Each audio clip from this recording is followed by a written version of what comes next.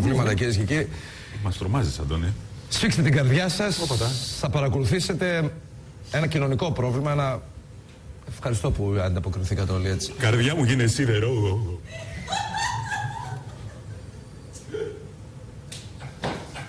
Άντι βρε, Αντώνη, έφυγε συγκίνηση. Η Ορθούλα λοιπόν, η Ορθούλα Παπαδάκου ζει ένα δράμα, κυρίες και κύριοι. Ποιο είναι αυτό το δράμα που ζει η Ορθούλα Παπαδάκου? Έχει να κάνει με τα τσιτσία της. Κάποιος, μια που ήμασταν στους εδώ αεποντίων, λελεύοντας τα τσιτσία της, κάποιος, επειδή τα τσιτσία ήταν καινούργια, αντιμετώπισε κάποια προβλήματα.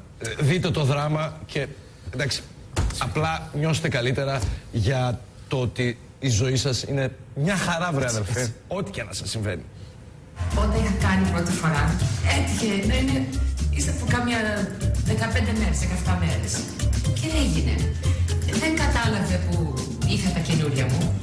Και αρχίζει 1, 2, εγώ ήμουν να φτάσει στον ταβάνι. Ούριαζα. Αυτός νόμιζε γούσταρα. Δώσ' το. Εγώ ούριαζα. Αυτός λέει, της αρέσει αυτό το πράγμα. Μου τα έκανε άστα. Κάποιος την παίρνει τα χέρια και τα βάζω εδώ πέρα. Πιάσε εδώ καλύτερα, λέω.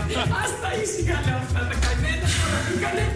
Κυρίες και κύριοι, σε περίπτωση που δεν καταλάβατε, έβαλε καινούρια βυζιά και ο άνθρωπος, ο πρώτος που την κουτούπωσε, δεν το ήξερε ότι τα βυζιά ήταν καινούρια. Με αποτέλεσμα, σας παρακαλώ λίγο, φταίει, αλλά δεν το ήξερε.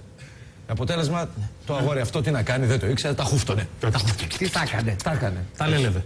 Πονούσε η Ορθούλα κατά τη διάρκεια αυτής της διαδικασίας, ούρλιαζε και ο άλλος νόμιζε ότι γούσταρε. Τι σου κάνω, μάνα μου, τι έλεγε. Ένα φοβερό δράμα το οποίο το μοιράστηκε μέσω της ελληνικής τηλεόρασης με όλους εμάς. Βάλε και εσύ, κυρά μου, ένα νη στα βυζιά. Πως βάζουν στα αυτοκίνητα οι νέοι οδηγοί. Να προειδοποιήσω ότι είναι καινούρια. Γράψε. Να ξέρει ο άλλος. Μου ζουφού, μη ζουλάς φρέσκα. Γράψε κάτι, προειδοποιήσω τον άλλον άνθρωπο. Βάλε 2 σφυρίξεις στο πατέρα μου. Εντάξει, παιδιά, μια χαρά είμαστε εμείς.